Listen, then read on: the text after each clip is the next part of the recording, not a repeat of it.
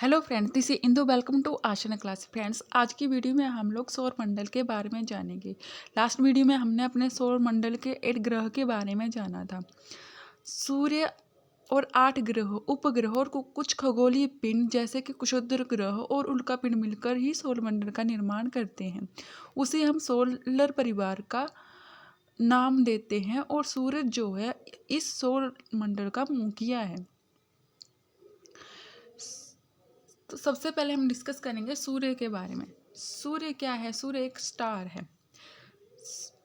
सूर्य सौर मंडल के केंद्र में स्थित है। यह बहुत बड़ा है एवं बहुत अत्यधिक गर्म गैसों से बना है। इसका खिंचाव बल इससे सौर मंडल को बांधे रखता है। सूर्य सौर मंडल के लिए प्रकाश एवं ऊष्मा का एकमात्र स्रोत है, लेकिन हम इसकी अत्यधिक तेज ऊष्मा को महसूस नहीं करते हैं, क्योंकि यह हमसे नज़दीक का तारा होने के बावजूद भी हम इससे बहुत ही ज़्यादा दूर हैं। सूर्य पृथ्वी से लगभग 15 करोड़ किलोमीटर दूर है। ग्रह, प्लैनेट्स को हिंदी में ग्रह कहा जाता है। मरकरी, वेनस, अर्थ, मार्स, जुपिटर, सटर्न और यूरेनस एंड नेपच्यून, ये हमारे 8 ग्रह हैं। सौरमंडल के सभी 8 ग्रह एक निश्चित पथ पर सूर्य का चक्कर लगाते हैं।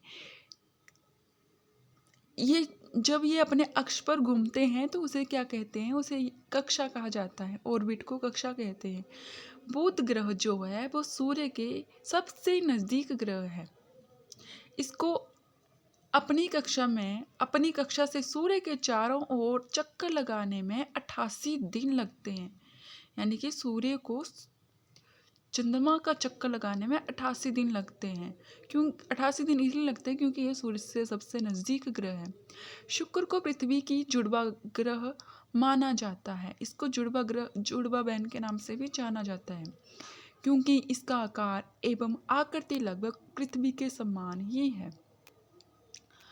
पहले जो था, प्लूटो को भी एक ग्रह माना जाता था, परंतु अंतर्राष्ट्रीय खगोलीय संगठन ने अगस्त 2006 में यह डिसीजन लिया कि कुछ समय पहले जो खोजे गए अन्य खगोलीय पिंड थे जैसे कि प्लूटो, तो उसको कहा गया कि बोना ग्रह है।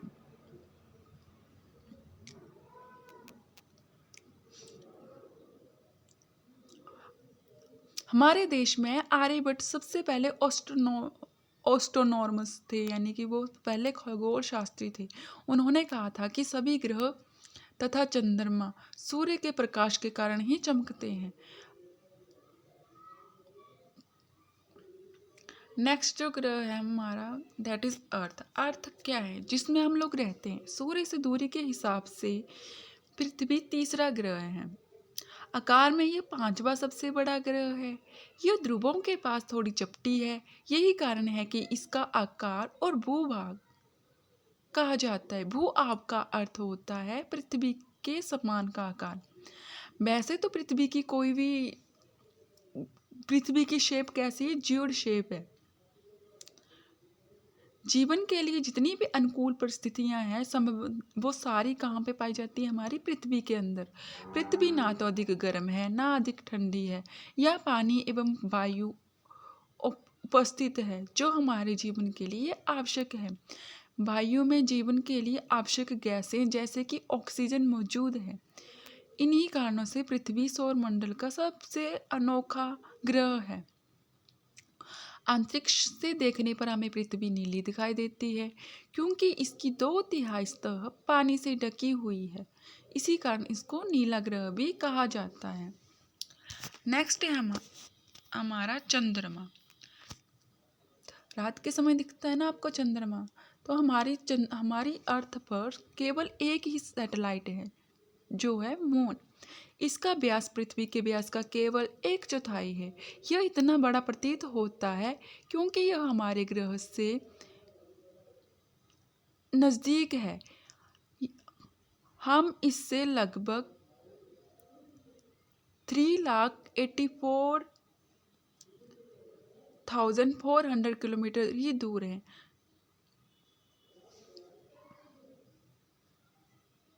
हमारी हमारे जो खगोल शास्त्री होते हैं वो बहुत सारे सैटेलाइट जो है यहाँ पर भेजते रहते हैं मून से। जैसे कि भारतीय उपग्रह कौन सा है? इनसैट, IRS और एडुसेट, ये भारतीय उपग्रह के नाम हैं। चंद्रमा पृथ्वी का एक चक्कर लगाने लगभग 27 दिनों में पूरा करता है। चंद्रमा भी रोटेट करता है पृथ्वी चंद्रमा जो है वो पृथ्वी के राउंड घूमता है। लगभग इतने ही समय में यह अपने अक्ष पर भी एक चक्कर लगा लेता है। हमें पृथ्वी से चंद्रमा का एक ही भाग दिखाई देता है। चंद्रमा पर जीवन संभव नहीं है, क्योंकि इसकी सतह पर क्या है? माउंटेन है, खड्डे बड़े हुए हैं जो चंद्रमा की सतह पर छाया बनाते हैं। पूर्णिमा के दिन ही हम पूरा चंद्रमा को देख पाते हैं। नेक्स्ट है एस्टेरियस यानी कि क्षुद्र ग्रह। क्षुद्र ग्रह कहाँ पाए जाते हैं? तारों, ग्रहों एवं उपग्रहों के अतिरिक्त भी हमारे ब्रह्मांड में असंख्य छोटे पिंड होते हैं जो क्या करते हैं? वो भी सूर्य के अराउंड घूमते हैं।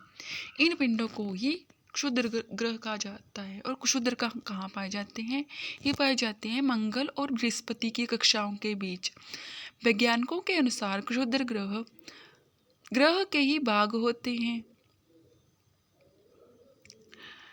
बहुत समय वर्ष पहले क्या हुआ था? ये विस्फोट के कारण कुछ ग्रह जो थे टूटकर अलग हो गए थे और उन्हीं को हमने नाम दे दिया था एस्टेरियस का।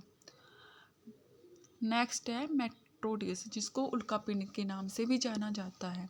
सूर्य के चारों ओर चक्कर लगाने वाले पत्थरों के छोटे छोटे टुकड़ों को उल्कापिंड कहते हैं।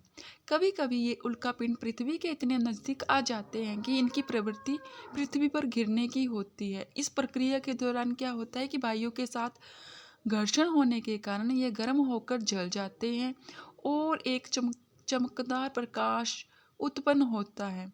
कभी कभी कोई उल्का जो होती है वो पूरी तरह जले बिना भी पृथ्वी पर गिर जाती है, जिससे हमारी पृथ्वी में यानी कि धरती पर क्या हो जाते हैं? गड्ढे हो जाते हैं। कई बार आपने सुना होगा कि लोग बोलते हैं कि टूटता तारा। वो टूटता हुआ तारा नहीं होता, वो वास्तव में क्या होती है? उल्का होती है। हमारा सौरमंडल एक गैलेक्सी है, जिसको गैलेक्सी यानी कि आकाशगंगा का एक भाग है। प्राचीन भारत में इसकी कल्पना आकाश में प्रकाश की एक बहती नदी के समान की गई थी, क्योंकि आकाशगंगा में क्या है? करोड़ों तारे हैं, बादल हैं तथा गैसों की एक प्रणाली है। इस प्रकार की लाखों आकांक्षाएं हमारे ब्रह्मांड में हैं, जो ब्रह्मांड का निर्माण करती हैं। Thanks for watching.